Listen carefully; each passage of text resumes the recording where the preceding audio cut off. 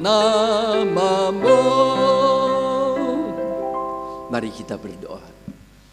Tuhan, kami kembali di hadapan-Mu untuk beribadah. Sungguh kami dengan hati yang penuh kerinduan. Kami mau datang untuk mendengar apa yang isi hati Tuhan untuk kami. Agar kami mengerti dalam ibadah kami ada sesuatu yang berkelanjutan. Baik dari sekarang maupun sampai selama-lamanya. Karena itulah kehendak Tuhan atas setiap anak-anak-Mu untuk beribadah. Terima kasih untuk waktu ini. Kami serahkan hamba-Mu dan semua jemaat dalam tangan Tuhan. Hanya dalam nama Tuhan Yesus kami berdoa. Amin. Selamat pagi. Seharusnya hari ini Saudara Raymond yang akan khotbah. Tapi karena ada kedukaan, yaitu Papa yang terkasih dari Saudari Susan dan Saudara Raymond yang telah dipanggil oleh Tuhan pulang ke pangkuan Bapa. Maka hari ini saya akan menggantikan untuk menyampaikan pemberitaan firman Tuhan. Mari kita akan buka dari Wahyu pasal yang ke-22 ayat yang pertama sampai ayat yang ke-5. Saya akan bacakan untuk kita semua. Wahyu pasal 22 ayat yang pertama sampai yang ke-5. Demikian firman Tuhan. Lalu ia menunjukkan kepadaku sungai air kehidupan yang jernih bagaikan kristal dan mengalir keluar dari tahta Allah dan tahta anak domba itu.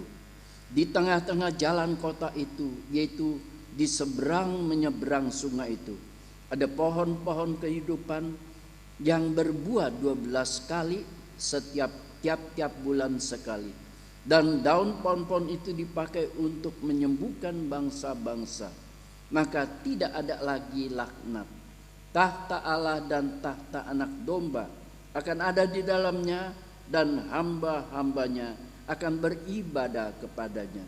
Dan mereka akan melihat wajahnya, dan namanya akan tertulis di dahi mereka. Dan malam tidak akan ada lagi di sana. Dan mereka tidak memerlukan cahaya lampu dan cahaya matahari, sebab Tuhan Allah menerangi mereka. Dan mereka akan memerintah sebagai raja sampai selama-lamanya. Saudara, Wahyu 22 ayat yang pertama sampai yang ke-5 memberikan satu gambaran kelak nanti ketika di surga, di mana kita umat Allah, kita bersama dengan anak domba, yaitu anak domba Allah, yaitu Kristus dan Allah sendiri. Kita bersekutu di situ. Di sana kita akan beribadah selama-lamanya. Maka diberikan suatu gambaran di mana di situ hanya ada pohon kehidupan. Artinya apa? Ada hidup kekal yang terus menerus, yang diberikan, yang tidak pernah layu dan tidak pernah berhenti dalam kehidupan yang kekal itu.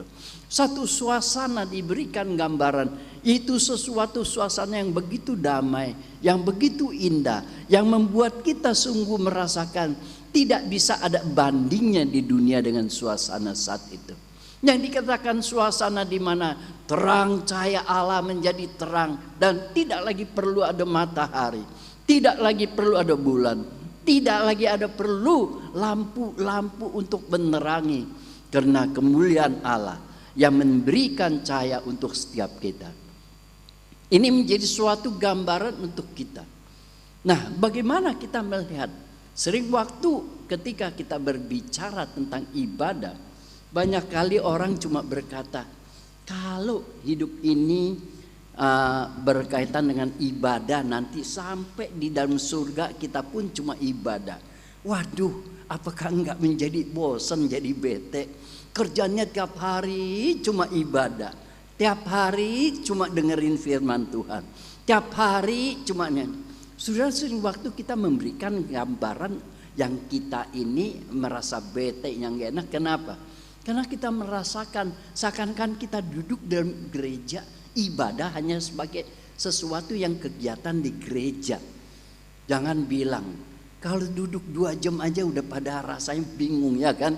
Udah ada yang goyang sini, goyang situ, terus lihat jam, lalu dalam hati bilang nggak mau beres-beres nih khotbahnya, nyanyinya kepanjangan nih. Semua kita akan, kenapa kita rasakan kita ibadah ini cuma melihat sesuatu apa yang ada di dalam gedung gereja. Tetapi kita nggak melihat ibadah itu memiliki suatu makna yang jauh lebih luas. Yang membuat kita bisa rasakan itu menjadi sesuatu, bukan hal yang cuma membuat kita jadi bosan. Saudara, kita sering bayangkan seperti itu, maka kita jadi takut nanti kalau di surga kerjanya cuma duduk, dengerin firman, cuma puji-pujian terus, bolak-balik, jongkok nanti, sehingga kita akan jadi bingung. Rasanya bagaimana hidup seperti itu? Hari ini kita akan coba melihat. Sebagai pertama saya akan mengajak kita melihat tujuan daripada ibadah itu apa. Kalau kita nggak dapat, kita akan membawa suasana atau pengertian makna ibadah hanya di dalam suatu pandangan yang sempit. Saudara-saudara kekasih, saya mau mengatakan di mana ibadah itu tujuannya adalah terjadi sesuatu keintiman yang bisa dinikmati antara ciptaan dengan Sang Pencipta. Soal ini menjadi penting, bukan hanya sekedar ritual, bukan sekedar hanya acara, tetapi tujuan ibadah itu adalah sebagaimana gambaran ketika Adam diciptakan ditaruh di dalam Taman Eden. Artinya ada sesuatu, tujuan ibadah itu adalah terjadi sesuatu keintiman antara Sang Pencipta dengan yang dicipta, khususnya manusia. Maka ketika dikatakan seluruh daripada gambaran pertama diciptakan untuk supaya manusia mengerti bahwa di dalam makna daripada menikmati di dalam keintiman itu, artinya ada satu hubungan dengan relasi. Dari menikmati itu memberikan makna. Pertama adalah berkaitan dengan relasi yang mengikat antara yang disembah maupun yang menyembah. Artinya relasi yang tidak pernah terbalik. Yang disembah itu adalah Allah, yang menyembah adalah manusia yang diciptakan. Di mana relasi itu yang mengikat antara Allah dengan ciptaannya, antara Allah dengan manusia. Ini menjadi suatu hal yang penting. Maka yang kedua, di dalam ibadah ada suatu komunikasi, di mana kita lihat di dalam Taman Eden, Allah mulai berfirman, lalu ada respon dari Adam, di mana terjadi komunikasi yang indah, yang harmonis di dalam ibadah itu. Di dalam ibadah, di mana kita lihat ada namanya suatu sikap berbakti, di mana Adam ditempatkan untuk berbakti, melakukan apa yang Allah perintahkan, menjalankan kehidupan sesuai dengan apa yang Allah tetapkan. Ditaruhlah di tengah-tengah Taman Eden, di mana untuk mengusaha tanah, menjaga dan mewakili Allah untuk mengelola alam semesta ini. Di mana terakhir ada unsur di mana terjadi pemulihan, kemuliaan dan pengagungan terhadap Allah. Harusnya datang ibadah ini memiliki 4 makna ini. Saudara, waktu kita melihat ini, sehingga kita tidak berhenti cuma hanya datang pujian, tidak berhenti cuma hanya di dalam kita duduk dengar firman, tapi ada sesuatu yang bisa dinikmati di dalam keintiman. Saudara, maka ini kalau kita tidak memiliki dapat makna, mengerti inti daripada ibadah, sudah akan jadi boring dan bosan ketika saudara duduk dalam gereja. Apakah kita bisa menikmati itu? Dan bagaimana kita bisa menikmati kalau itu menjadi satu waktu di dalam kekekalan? Soal di dalam kekekalan jadi indah. Maka itu kita harus mengerti makna daripada ibadah. Tujuan daripada ibadah pertama adalah apa? Untuk menikmati relasi Sang Pencipta dengan yang dicipta.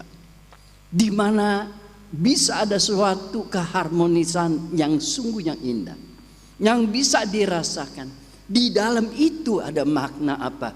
Mengerti dalam relasi itu yang mengikat antara yang disembah dengan yang menyembah. Tidak bakal terbalik, tidak bakal tertukar. Tetap Allah adalah Allah yang disembah. Umat Allah adalah yang menyembah. Dalam relasi ini semakin kita lihat bagaimana Alkitab memberikan satu gambaran Allah sebagai Tuhan dan kita umatnya sebagai hamba. Dan Allah sebagai Bapa, kita umatnya sebagai anak. Yang mengikat satu relasi yang begitu keras, yang begitu kuat. Maka itu ketika umat Allah beribadah kepada ilah-ilah lain, maka di situ Allah marah dan begitu murkanya.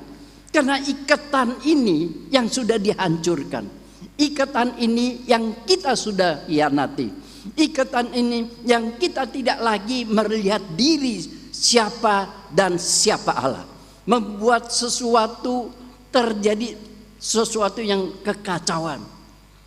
Saudara, mari kita kembali melihat. Ketika kita mengerti makna ini, baru kita lihat kenapa ketika manusia jatuh dalam dosa. Dan bagaimana di dalam perjanjian baru kita lihat seluruh ibadah sampai apa yang akan datang. Saudara, saya mau mengatakan, jika kita diciptakan di dalam gambar dan rupa Allah, di mana Allah adalah menciptakan manusia untuk beribadah. Saudara, manusia bukan diciptakan untuk cuma nikmati apa yang enak yang ada di dalam Taman Eden. Tapi manusia diciptakan adalah sebagai makhluk ibadah. Maka ibadah menjadi suatu begitu hal yang penting dalam seluruh hidup kita. Kita diciptakan, kembali saya tekankan, diciptakan untuk beribadah. Dalam ibadah kita nikmati. Saudara, engkau dan saya, kita sebagai manusia diciptakan untuk ibadah. Artinya di dalam relasi kita, kita bisa menikmati keintiman, keakraban kita dengan Tuhan. Ini adalah sesuatu yang Tuhan di dalam ketentuan sejak kekal sampai kekal yang Dia tetapkan. Maka di situ kita tahu kembali seperti maknanya, di mana di dalam itu kita mulai tahu menempatkan diri sebagai umat untuk beribadah menyembah kepada Allah yang disembah. Di mana ada satu komunikasi yang terus boleh terjadi. Tapi setelah manusia jatuh dalam dosa, Alkitab berbicara hubungan Allah dengan manusia terputus. Tapi Allah masih berikan melalui suatu ritual yang diperintahkan untuk supaya manusia boleh datang dengan segala cara yang dia lakukan untuk datang mendekat kepada Allah. Saudara, setelah jatuh dalam dosa, ibadah adalah Allah berikan cara untuk manusia boleh datang untuk mendekat kepada Allah. Maka ini menjadi suatu makna yang berbeda lagi. Tadinya ada satu harmonis, sekarang terputus melalui ritual yang ada Allah tetapkan untuk manusia boleh datang mendekat pada Dia. Setelah manusia boleh dekat di dalam ritual, kalau kita lihat by doing, melalui suatu tindakan perbuatan untuk menyatakan kalau saya datang mau dekat, saya datang untuk mentaati apa yang Allah sendiri inginkan melalui korban persembahan, melalui jalan kehidupan mentaati hukum Taurat. Surah hidup ini sehingga waktu zaman dulu mereka menjalankan hukum Taurat, artinya mereka sedang menjalankan hidup beribadah di dalam ketaatan untuk demi Tuhan. Ini menjadi suatu hal yang kita kembali di seperti yang dikatakan Paulus di dalam Roma pasal yang ke-12 ayat yang pertama. Berikan tubuhmu, persembahkanlah tubuhmu sebagai korban yang hidup, yang benar, yang kudus. Artinya apa? Kita kembali di mana untuk boleh mendekat kepada Tuhan dan bersatu kembali dengan Tuhan, menikmati keintiman itu. Hari ini saudara-saudara kekasih, kita di dalam perjanjian baru, kita diberikan iman karena korban itu sudah dilakukan oleh Allah sendiri melalui Kristus. Tapi melalui iman kita datang untuk mendekat pada Allah. Maka itu menjadi suatu ibadah. Seorang tanpa dengan iman maka dia tidak layak datang kepada Tuhan. Mari saudara kekasih, kita bersyukur ketika kita ada dalam zaman perjanjian baru. Kita tidak lagi by doing, tapi by faith. Melalui iman kita tunjukkan di dalam perbuatan kita. Berbeda perjanjian lama melalui perbuatan untuk menunjukkan iman mereka. Tapi bagi kita adalah melalui iman kita tunjukkan perbuatan kita di dalam kehidupan kita. Apa yang kita lakukan adalah sebagai kebaktian. Bakti itu adalah melakukan sesuatu demi untuk Tuhan. Hari ini ibadah kita, engkau melakukan sesuatu, termasuk apa yang engkau jalani demi Tuhan, untuk Tuhan, itu adalah suatu ibadah. Maka ini menjadi suatu ibadah yang boleh berkenan pada Tuhan. Di dalam seluruh daripada kehidupan kita, kita pakai untuk di dalam berkomunikasi. Di mana ada doa, ada firman, berinteraksi di situ antara kita dengan Tuhan. Itu adalah ibadah. Di mana kita tahu datang dengan suatu relasi kita adalah anak atau seorang hamba atau adalah seorang umat yang datang kepada Allah. Saya datang mengikat relasi saya dengan Tuhan. Itu adalah ibadah. Maka ini menjadi penting, terakhir ibadah harus menghasilkan kepada apa? Doksologi. Doksologi adalah artinya apa? Memberikan satu respon yang positif, memberikan keagungan, memberikan kemuliaan kita kepada Tuhan. Saudara, ini menjadi suatu penting untuk kita ketika kita masuk dan kita mengerti dalam ibadah. Kalau enggak, saudara akan merasa bosan, saudara akan merasa boring, saudara rasa ibadah bukan hanya berhenti di dalam gedung gereja. Ibadah bukan hanya berhenti engkau dengar firman dan khotbah di gereja. Ibadah bukan hanya engkau boleh memuji Tuhan dalam gereja, tapi seluruh daripada kehidupan ini ada suatu ibadah yang engkau lakukan untuk Tuhan. Tahu waktu saya lakukan, saya menjalani hidup ini, saya tahu adalah sebagai suatu persembahan diri, menyembah Tuhan melalui hidup kita. Hari ini jika kita tidak bisa menyelami itu, maka kita akan merasa begitu sulit ketika kita satu hari waktu kita masuk di dalam kekekalan untuk hidup dalam ibadah. Jika kekekalan bukan hidup setiap hari duduk, bukan. Tapi di dalam kekekalan adalah suatu gambaran di mana adalah apa? Selama-lamanya hidup kita adalah membangun keintiman kita, menikmati keharmonisan antara kita dengan Tuhan. Apakah di dalam kekekalan ada aktivitas? Ada. Apakah di dalam kekekalan ada hal-hal yang perlu kita kerjakan? Ada. Bukan cuma duduk, saudara.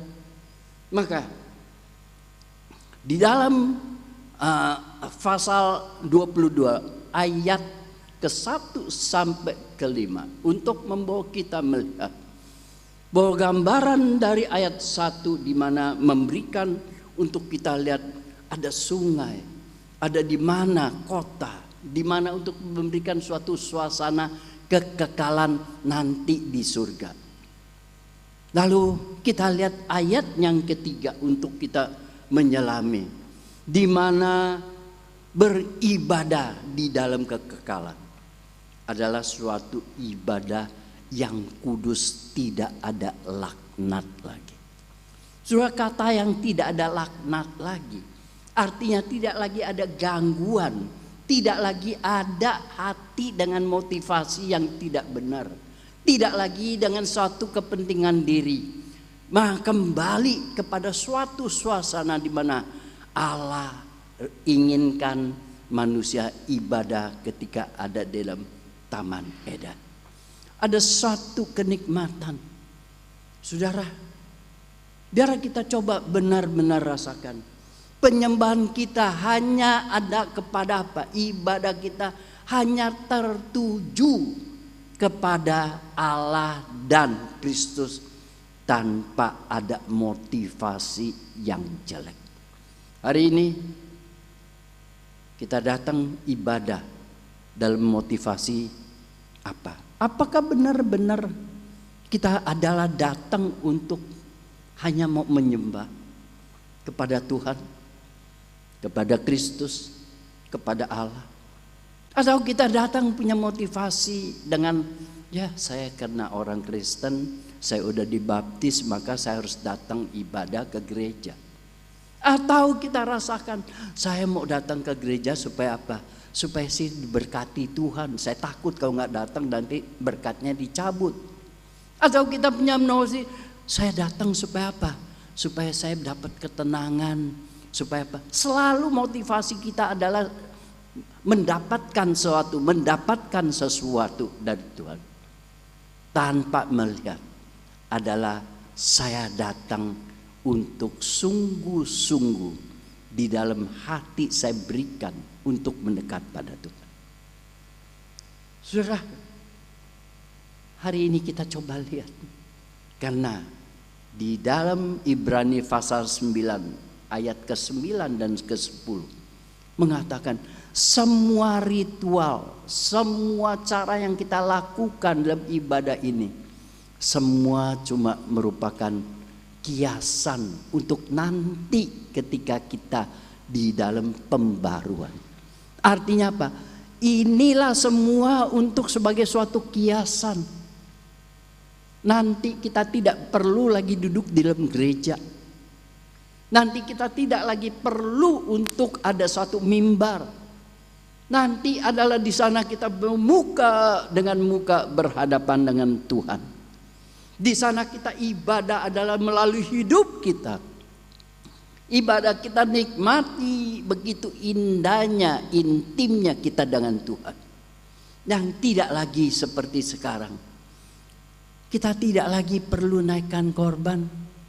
Kita tidak lagi perlu dengan segala tata cara gereja. Kita tidak perlu lagi semua aturan-aturan yang ada. Tapi apa yang ada merupakan kiasan untuk apa yang akan datang. Maka begitu penting ketika kita berkaitan dengan ibadah kita pada saat ini adalah sebagai kita melatih diri untuk kita biasa. Ketika kita masuk di dalam kekekalan, kita nikmati ibadah itu tidak seperti sekarang cuma datang lihat jam 1 jam lebih, 1 jam setengah, enggak kelar-kelar. Ini gue mau begini, ntar bagaimana urusan yang lain. Saudara, nikmati ini. Ibadah itu kita boleh nikmati Dari sekarang kita belajar untuk menikmati ibadah ini supaya waktu kita sampai di kekekalan kita bisa rasakan nikmatnya suatu ibadah. Kita tidak dikejar waktu. Ketika engkau nikmati, jujur aja, waktu pacaran disuruh pulang aja masih suruh entar lah, entar. Karena engkau nikmati. Apakah kita bisa dalam ibadah kita dengan Tuhan? Ya. Bisakah kita nikmati dalam relasi itu? Apakah di dalamnya kita tahu dan untuk kita datang dengan hati yang menyembah? Menyembah bukan hanya dalam gereja, tapi ibadahlah menyembah Tuhan setiap waktu, setiap saat, dimanapun engkau membawa satu hati yang menyembah kepada Tuhan. Dalam hidupmu engkau menyembah Dia sebagai sesuatu yang paling utama. Artinya menyembah apa? Engkau menghormati, engkau mengutamakan Tuhan dalam seluruh hidupmu. Kalau engkau nggak biasakan, engkau akan sulit ketika ibadah dalam kekekalan. Apakah engkau merasakan suatu komunikasi yang membuat saudara jadi bosan? Dengerin firman dan doa. Dengerin, kapan saudara dengerin firman dengan hati yang rindu? Dengan doa hati yang rindu membuat saudara tidak rasa begitu jadi berat saudara berdoa. Kita bisa berdoa setiap saat. Kita bisa berdoa di mana aja. Doa bukan hanya sekedar waktu tertentu yang kita tetapkan. Doa adalah bagian di mana seluruh bagian waktu ketika saya datang dalam hati saya ucapkan sesuatu kepada Tuhan. Waktu saya berkomunikasi, berdoa dan mendengar firman adalah selalu kita ingat apa yang Tuhan menangkap, apa yang Tuhan ingin bicara untuk saya. Hari ini begitu sulit kita lagi cari selalu firman yang apa yang saya mau, tapi tidak pernah menangkap apa yang Tuhan mau bicara dengan kita. Maka begitu jenuh saudara begitu datang dalam gereja. Kayaknya kurang lucu nih ya. Kayaknya kurang seru nih khotbahnya. Saudara lagi cari, tapi saudara bukan menunggu mendapatkan apa yang sedang Tuhan mau memberikan pesan dan bicara sama kita. Maka gak heran kalau kita datang tidak dengan hati yang seperti itu. Belum lagi hamba Tuhan yang sekarang ini semua lagi pamerkan kehebatannya satu demi satu. Seakan-akan doktrin paling hebat, seakan-akan khotbah dia paling hebat. Tapi persoalannya apakah mereka benar-benar membawa berita Tuhan kepada kita untuk kita boleh nikmati di dalam suatu persekutuan, dalam suatu ibadah yang baik. Mari saudara, kita akan masuk dalam kekekalan. Jikalau tidak lagi kita membiasakan diri dari sekarang untuk di dalam ibadah yang benar, maka saudara engkau akan rasa begitu bosan nanti. Maka enggak heran kalau orang bilang, suruh tiap hari, tiap jam duduk cuma dengerin khotbah, pujian, enggak bosan tuh nanti di surga. Pernah ada waktu ada orang yang bertanya sama saya. Saya bilang, aduh kasihan amat, pengertian kita terlalu dangkal. Kita hanya melihat ibadah hanya terkurung dalam satu konsep dalam gereja. Tidak melihat sesuatu yang jauh, karena ibadah sendiri mengandung suatu konsep yang jauh lebih penting yang berkaitan dengan kehidupan. Mari kita katakan, Tuhan, hari ini saya persiapkan diri untuk beribadah sampai saya masuk dalam kekekalan. Dalam ibadah sesuai dengan tujuan yang Tuhan inginkan untuk kita nikmati. Nikmati bagaimana dalam relasi kita dengan Tuhan. nikmati sebagaimana kedekatan kita, keintiman kita dengan Tuhan.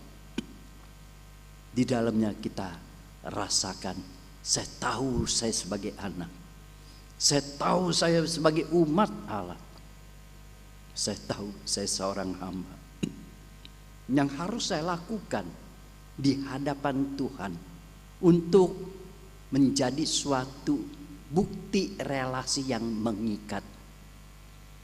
Saya tidak melakukan lain selain daripada saya hanya mengagungkan Tuhan. Mari komunikasi kita bangun terus. Engkau boleh terus memuji Tuhan, mengagungkan Tuhan melalui pujianmu. Bukan hanya di gereja. Kalau di gereja kita memuji Tuhan, di luar kita malah mungkin lupa Tuhan. Mari setiap saat adalah pujian yang kita naikkan, bahkan melalui kehidupan kita agungkan Tuhan sebagai suatu di mana sikap kita memuliakan Tuhan. Jika kita mulai dari sekarang, maka kita akan nikmati ibadah di dalam kekekalan. Karena itulah yang sebenarnya yang Tuhan inginkan, membawa kita kembali dalam situasi di mana hubungan Allah dengan Adam, dan tidak akan terputus lagi hubungan karena tidak ada laknat, artinya tidak lagi ada gangguan karena hati dikuduskan. Kita dengan hati yang kudus kita datang, maka biarlah kita benar tidak lagi bermain-main dengan kehidupan kita, tidak bermain-main dengan konsep ibadah kita, agar kita sungguh mengatakan, Tuhan, saya rindukan ibadah yang kekal yang akan datang, dan saya siap untuk beribadah sampai selama-lamanya. Amin. Mari kita tundukkan kepala, kita masuk dalam doa, dan sekaligus saya akan doakan untuk beberapa pokok doa.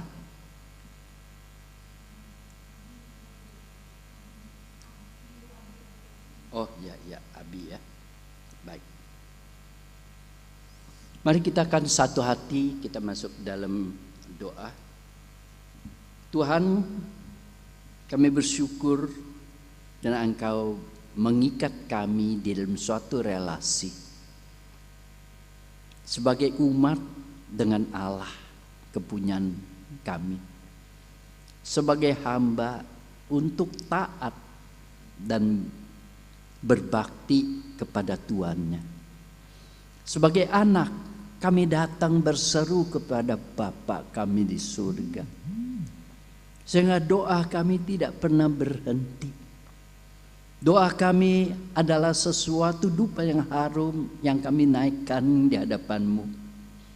Karena Engkau di dalam relasi ini untuk kami boleh menikmati sebagai suatu ibadah dalam kehidupan kami dari sekarang sampai kekekalan. Tuhan, ada pokok-pokok doa yang akan kami naikkan Tuhan. Karena Engkau mau dengar untuk beberapa hal, khususnya untuk saudara-saudara kami yang di dalam kondisi sakit, mereka di dalam lemah tubuh, saudara-saudara kami yang kami akan termasuk saudara Ali Muksin, Ibu Sung Sakchen, Ibu Eli Lim, Lim Tin Nyo, Tan Yang Nyo, Tam Yik Hao, Wilunyo, Ibu Esther, dan Mama Sinsin, Ibu Murni, Mama dari Sri, Ibu Sulastri, Ibu Li Huicu, dan Natali. Tuhan, Engkau tahu dalam kondisi fisik mereka, baik dalam fisik tubuh maupun di dalam mental hidup mereka. Yang lemah Tuhan Engkau kuatkan. Berikan mereka kekuatan untuk menjalankan hidup ini. Berikan mereka mental yang kuat untuk kembali boleh nikmati hidup ini. Karena Engkau ingin kami dengan sepenuh hati, sepenuh dengan pikiran kami untuk kami boleh beribadah, menikmati. Kami mau serahkan mereka satu persatu dalam tangan-Mu. Kami juga berdoa untuk Saudara Tek Yoksan, Saudara Abi, Saudara Denny, putra dari Wu Chuing, Awi dan Saudara Iskandar, papa dari Saudari Meihwa, Saudari Gokimlan, Ibu Basuki, Ekawati. Dan Tuhan, kiranya Engkau juga memberikan mereka keteguhan dalam iman. Mereka boleh tetap dalam hati mereka hanya tertuju kepadamu untuk menikmati bagaimana relasi Tuhan dengan mereka. Berikan mereka kekuatan. Berikan mereka suatu dasar selalu berharap pada Tuhan. Kami juga mau berdoa untuk Dr. Cahyadi, papa dari John, yang mengalami kelemahan dalam tubuhnya. Saudara Joni Wijanto, adik dari Saudara Aan atau paman dari Aplin. Demikian juga untuk Saudari Tan Sui Lien. Tuhan, Engkau tahu apa yang mereka butuhkan. Mereka perlu ada kekuatan dari Tuhan. Mereka perlu ada pendampingan Tuhan dalam kondisi sedang yang mereka hadapi. Kami juga berdoa untuk saudara-saudara kami yang usia indah. Kiranya Tuhan Engkau berikan mereka tetap boleh menikmati usia indah ini dalam mereka berelasi dengan Tuhan. Agar mereka tetap teguh. Mereka mampu menjalankan hari demi hari masa pandemi ini. Kami juga mau berdoa untuk Ibu dan Saudara Susan serta